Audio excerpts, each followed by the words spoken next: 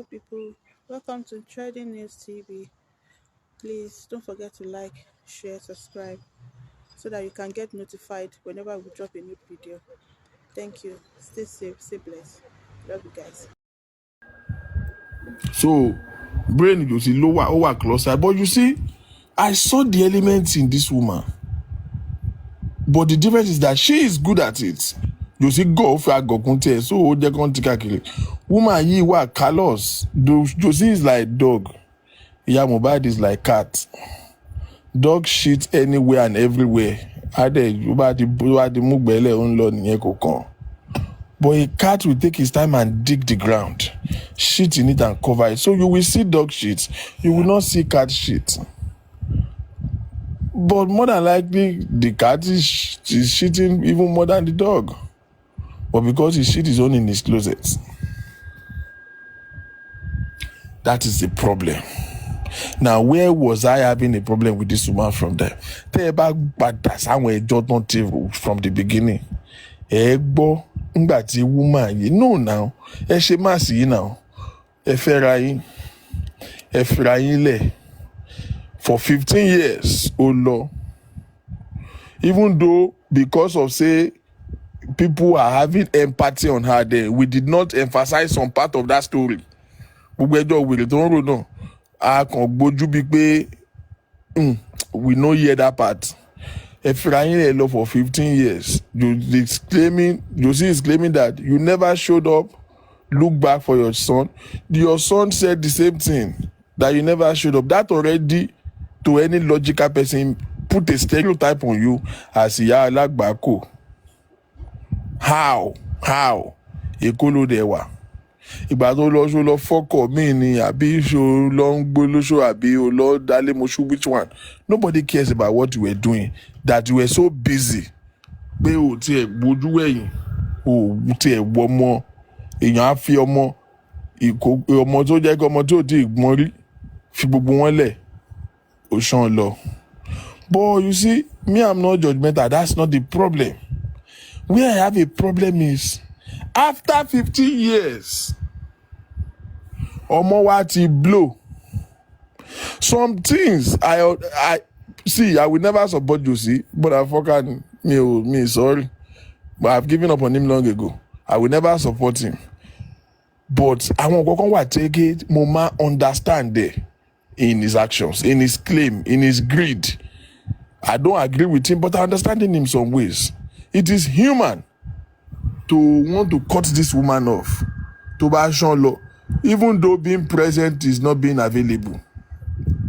Baba Mohbad not to work with Mohbad, kì í ṣe bó ṣe ní kankan tó ní láàrin náà ayé, but at least ó wà ńbẹ̀. Òun rẹ̀ ni ìnáwó sí. Ìwọ kan wá Sunday after 15 years, and no be say ó sú ẹ lọ torí pé o gbọ́ pé ọmọ yẹn ti blow until the boy start becoming something. Òun ni ó ṣẹ̀ wá padà dé tó wá fẹ́ máa gbẹ́nu sí Mike success ọmọ ọlọ́mọ ó dẹ̀ gbẹ́nu sí, which will make a typical person react, but that's not where I'm going. So padà dé baba Mohbad don't like it, they don't block ara yín, ẹ jọ ṣe kíní kan. But me mo bóyá gbogbo yín rántí o, after 15 years wọ́n wá bẹ̀rẹ̀ sí ní dóra wọn padà. Meanwhile baba Mohbad is married. On dóra wọn padà yẹn is not my problem. When this woman said, this is when the boy has been in crisis. So, do you know that there was a video? Do you know that this woman was there?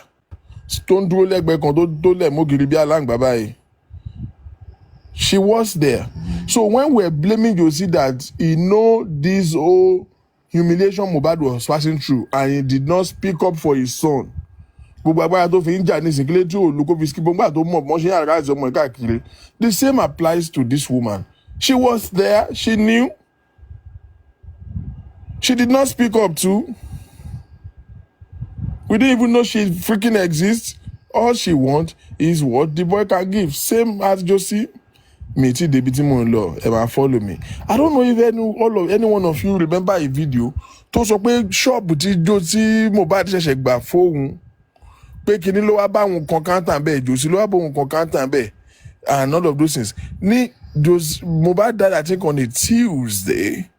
This boy went to the show, was sick. I don't know if any one of you remember or hear this part, because Commander came in the comic book where he said, "Òun wá lọ bá de náà and pé òun kò síjà láàrin àwọn pé in fact ìjọ yẹn gan àwọn sì jọ sùn."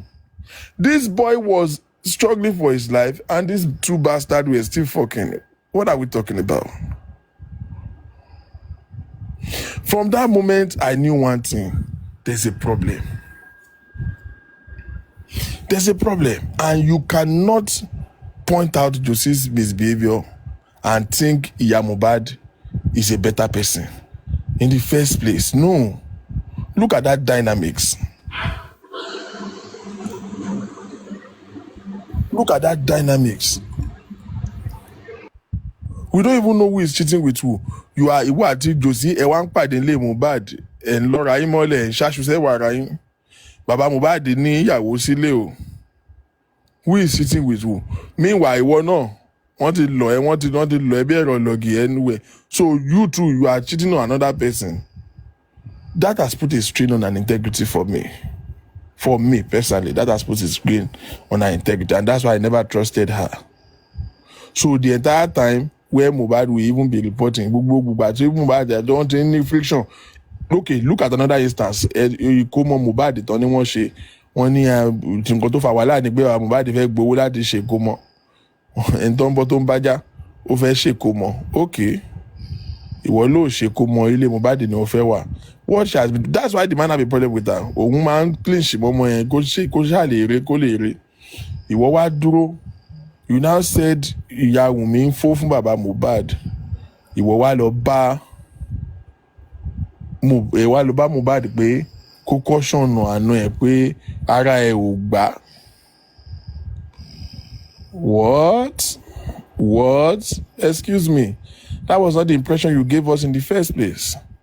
The impression you gave us was that you and Baba Mohbad are two parallel lines. We know the joy.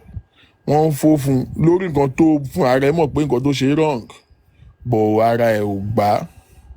Any right-thinking person at this point that did not know that Josie and Iya Mohbad, they be 1-on-1, 5 and 6. One ríra steady, one for one on a steady, skippy jobber.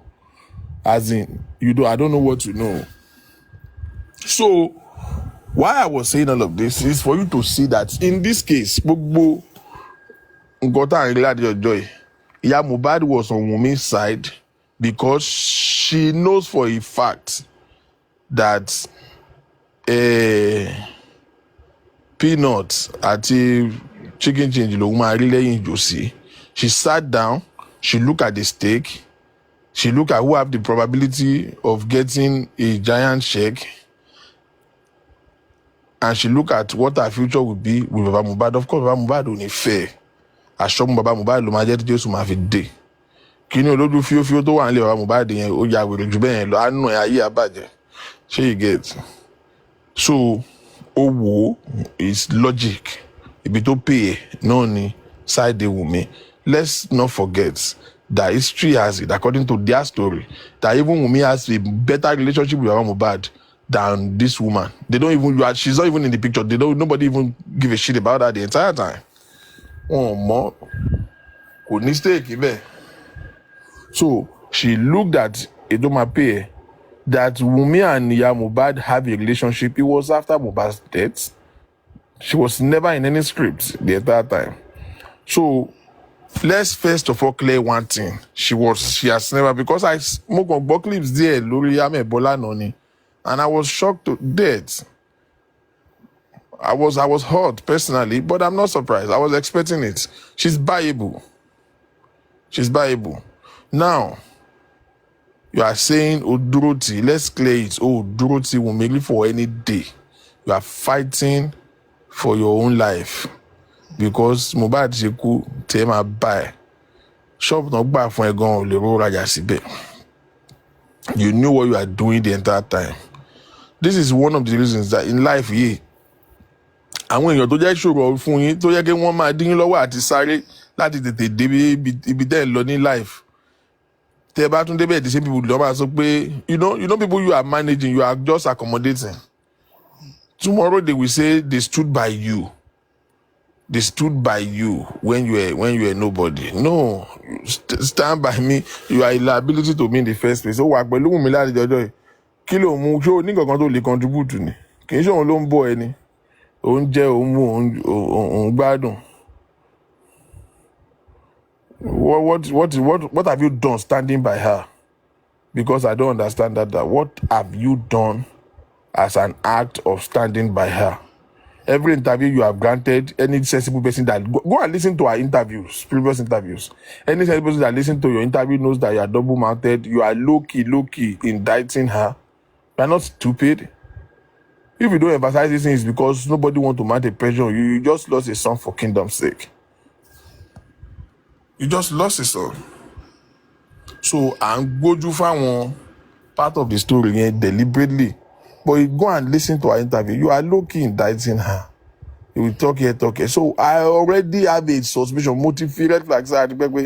This woman is buyable. And if anybody know Bukky Jesse very well, anybody that know Bukky Jesse very well would knows that she's horrible at everything.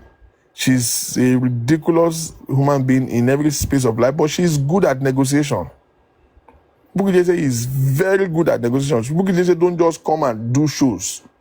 Bukky Jesse is tactical. You are dealing with Bukky Jesse, you don't deal with that to think that all these bloggers just talk. They just talk. There are so many of them who are noise makers. Not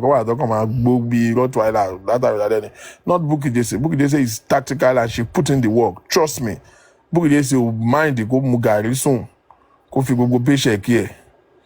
Kofi bribe when you're just to get false information. Bukky Jesse buy false information.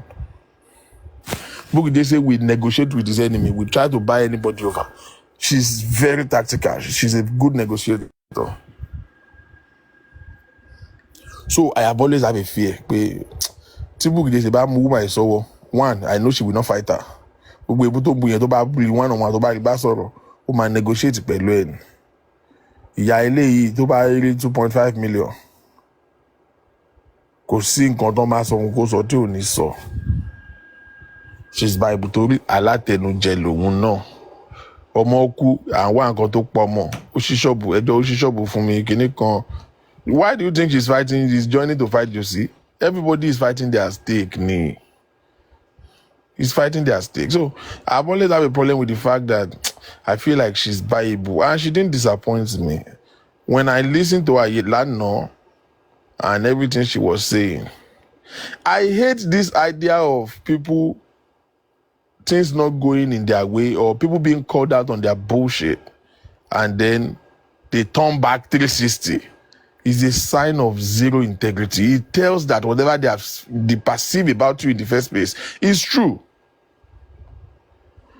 Wọ́n lò kú ọ̀lẹ lọ́n tú èsì ẹ no now ẹ jẹ́ ká wo kíní logically Mohbad only have one problem kò ṣayé wà mọ̀lẹ́bí ló ṣìyàn ẹ wà àwọn bíbù yìí èwo ló kan gbé kan èrò jàǹgbé wà àwọn wèrè yìí irú mọ̀lẹ́bí wò lélẹ̀ ṣé kò yẹ kí fáwọn ọmọ páàkì gbogbo alọ́ba kan páàkì gbogbo wọn kan gbé wọn lọ́nu gbóró mọ́lẹ̀ kan bọ́ǹbù wọn dànù because these are menace to the society for kingdom's sake. Who are these people? God. Who are these people?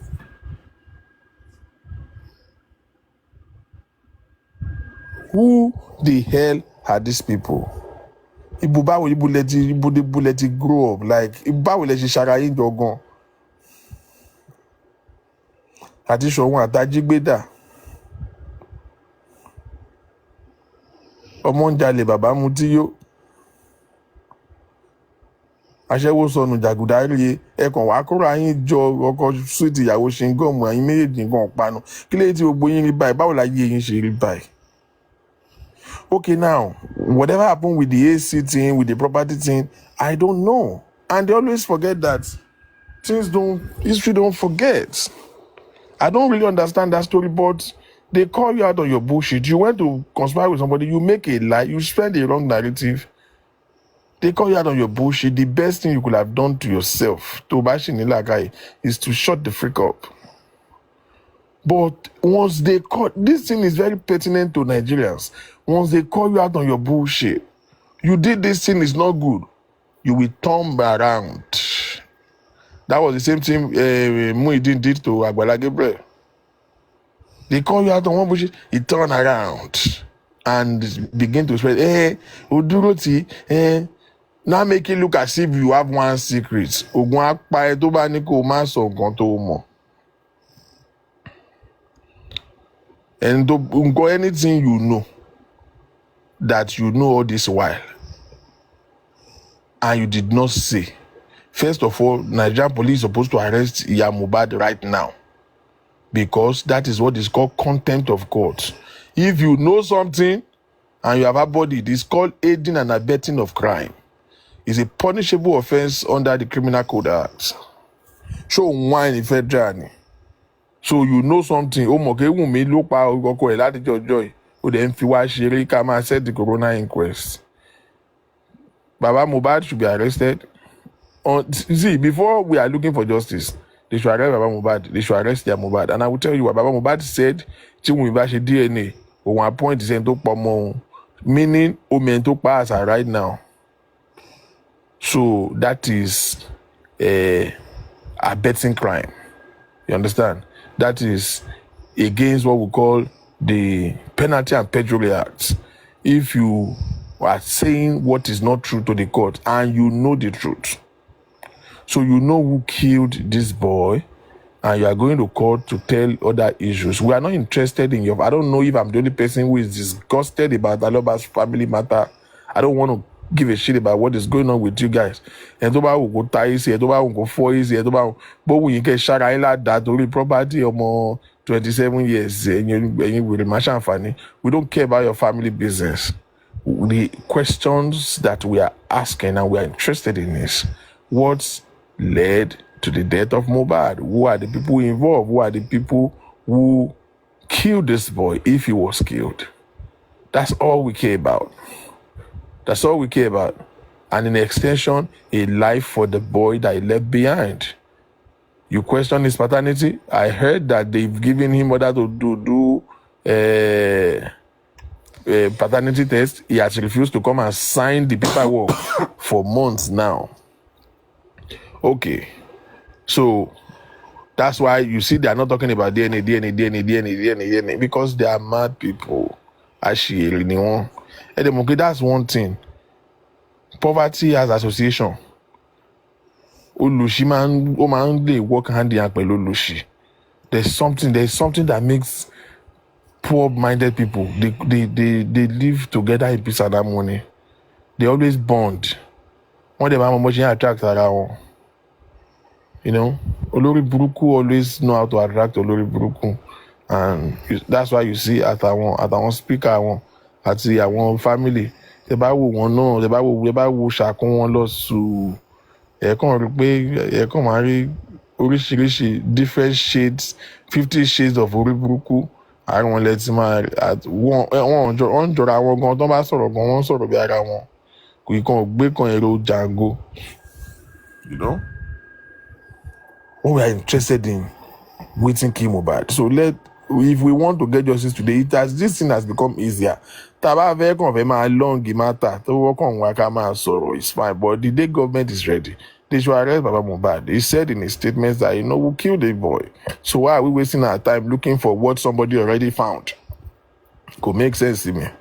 They should arrest Iya Mohbad because she has definitely lied to the court for the past almost 1 year. For the past 11 months, you have lied to the court because you know the truth. You know the secret of Wunmi, and you are telling the court another thing. So why are you making it look as if you are covering a secret for her? Because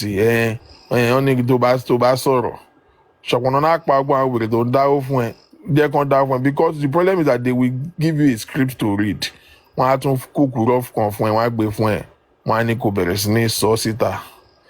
forgotten that what you say online don't matter.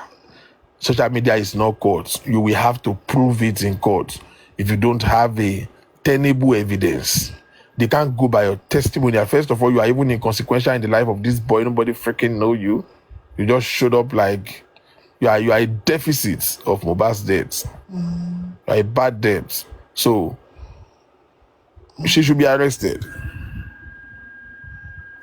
So that the truth that she knows, because if you have anything about Wunmi and you did not say it up till now, you are a serial offender, you are a criminal, you are aiding crime. So now that you want to come out of your closet, go to the police. And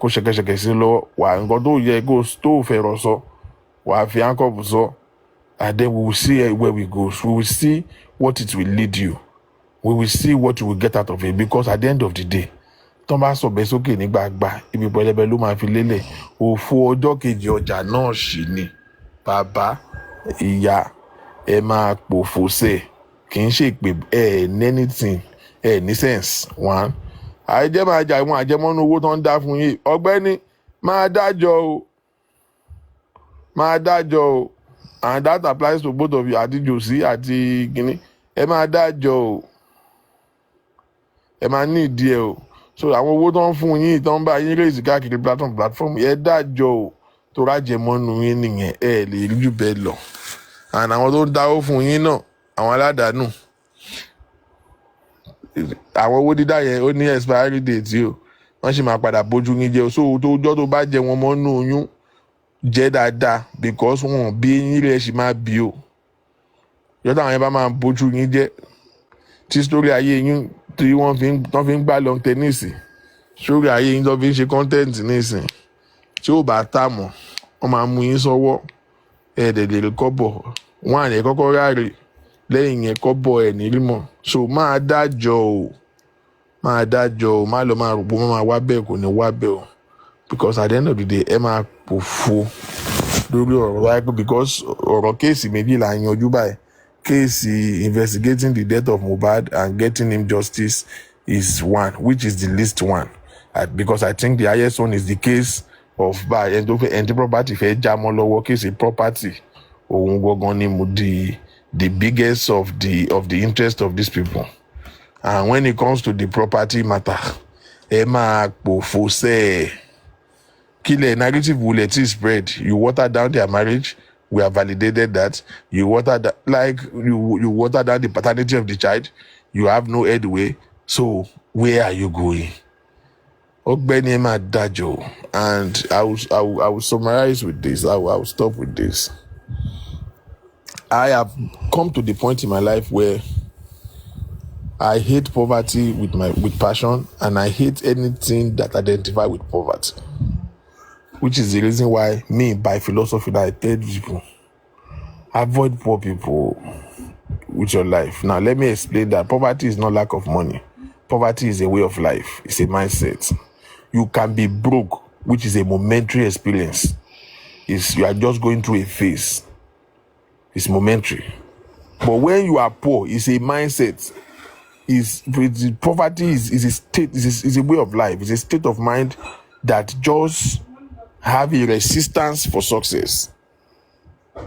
And tó bá lajú ẹlẹ̀ tó fẹ́ èèyàn tó ní poor mindsets, you are on your own. Tó bá lajú ẹlẹ̀ tó jẹ́ kọ́mọ ẹ lọ fákúṣẹ́ kan, you are on your own, because you cannot determine the character of a poor person.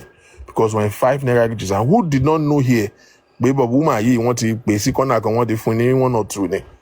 Wọ́n ti obìnbí kan ti bọ́ sọ́wọ́ ẹ̀ ló ṣe ń ṣorí burúkú yìí, because even ọ̀rọ̀ property, ọ̀rọ̀ AC, ọ̀rọ̀ kò ṣe é sì yìí kò jọmọ́ nǹkan tí woman ìbọ́ta tó wá ń pariwo tó ń sọ ní àná yẹn náà. The audio I listened to don't make any sense to me. Okay, you can as well just come out and say, no, that's not what it is. I did not pack any property. Àdúrà kìíní kan. Explain yourself without saying, because the girl, I did not see the girl, except I'm wrong. Woman never said you came to carry poverty. So where did you get it from? If not that it has pre-existed in your head. You have never been a friend. You are just on her side to milk her. You have never been in her interest. You are fighting your interests. Bigotry from time. And so sometimes we are going to call so that nǹkan tó wà náà á lè pọ̀ jáde. It will make you see who you are really dealing with. What happened again, like I said, is embarrassing, it's shocking, but it's not surprising. And I think for me, it's a good thing for you. Lewe Ridanu, block them off. The last time I had a conversation with her, I told her, how long are you going to mourn? Move on with your life. And one of the things you need to do is to cut off every old associate. Like, build a fence around yourself. You cannot try to move forward and be looking backward. So these people will make you look backward. Cut everybody off. Take off. Torí mo fẹ́ mọ̀ kó di Jackie Chan. You will never live in peace living around this crazy bastard. Ọlọ́run á ràn lọ́wọ́. Ọlọ́run tó pa tó fẹ̀mí wọn lé lọ́wọ́. Kò ní fẹ̀mí wọn lé wọn lọ́wọ́. Ẹ bá bẹ́ tó lọ jàre.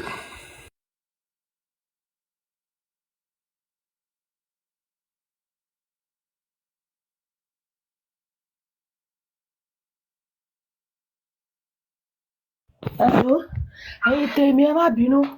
Mo rántí ọ̀rọ̀ kan nísìn. Ṣé a notice pé ní àná yẹn kẹ́ bá lè mọ̀ pé plan work pé alámọ̀là Naira Marley ló ń ṣiṣẹ́ fún. Ẹ wo Instablog bí sáré gbé news yẹn. Ọmọdé yìí àyà Mohbad ó máa ráre kú ni o. Ọmú ẹ ó dẹ̀ kọ́ lójú àti. President, sorry to cut you. That's why I was just putting it in the chat. I've started debunking because I went straight to Instablog yesterday night, and gbogbo irọ́ tó ń gbé síbẹ̀ mo ti gbé story Mama Sita síbẹ̀ mo ti debunk it. I wrote it outrightly there that Mohbad's mom lied, and people have been retweeting. This is what we need to do. We need to go all out and keep sharing that story. Because in Instablog, you should won't share anything special. What I've done yesterday, within a short period, even till this morning, I was still getting some retweets because people, I told them they read the story, listen to the recordings, Timothy CB. Then you can now judge, but don't judge before you listen to the story. The video. So what we need to do is to go out there and retweet, because Instablog is not bigger than anybody. You need to go and debunk their story. We need to go and debunk their story. I'll do the same thing for this lover. I'll do. Amebo's lovers has brought it out. So one day I'm not. I want your theory. But you see, what is happening is that they will not accept at this stage because they want all of them to team up against Wumi. See, as we're talking now, somebody else has retweeted. Yes. As we're talking now, somebody else has. Naira Marley. Ìyẹn tí ẹ̀kọ́ ló gbé mi kò sí ètò kan mi pẹ̀lú Naira, even Naira Marley mo ti blast ẹ̀ dáadáa lórí Twitter. Twitter is a place to go that you will finish somebody and kò ní lè sọ̀rọ̀ mọ́. Somebody tried to come at me yesterday, I slammed the person. Kò padà wá. So what I'm trying to say here is that we need to go all out and keep retweeting. And that's what we can do about this thing. And I'll go to Gistlover and put the same thing there because I tried to go directly to there are some accounts yesterday. They were saying Canada was sort of blocking me. I don't know why. So, but I went straight when I saw that I couldn't do it from direct this thing. I went straight to Twitter, and on Twitter I'm doing that. So I'm picking it up one by one. I'll go to Gistlover too and put that same story there. I will go to another one, popular. By the time people, because already when I got there, there were already 600 and something comments on this. You can imagine. So, and again, for everybody's information, I don't even understand Mohbad anymore. She's still married to that her pastor. Anyway, you're coming. Èmi ò mọ gbogbo story baba Mohbad tó ń sọ máa kúkú lọ join group Josi. Ìyá tí ò ní tìjú tó bá ń gbọ́ mi Bọ́sẹ̀dé. You are shameless. Elebi ni ya Mohbad. And I cannot see why Baba Mohbad ṣe boy. Èlò liars ni. How much exactly does she have? Elebi. Tí liars wá lówó. Abọ́sẹ̀dé, ó fẹ́ lọ lù ẹ́ bí ọmọ ọ̀dọ̀ ní London tó fẹ́ mú ẹ lọ yẹn ni. Wàá lọ máa bá a ṣiṣẹ́ ní restaurant. Gbogbo kan tó ń ṣe torí ogún náà ni torí ogún náà fi ṣe gbogbo orí burúkú ìgbógun torí ogún nígbà òní Mohbad bẹ̀rẹ̀ sí lówó. So what are we saying here? You imagine, you say you are religious, you say you are this, you own tele Josi. As I'm talking, another person has retweeted. They've been retweeting since yesterday because I want your more story now. And you see, you can't blame people because if they don't know exactly what is happening, retweet,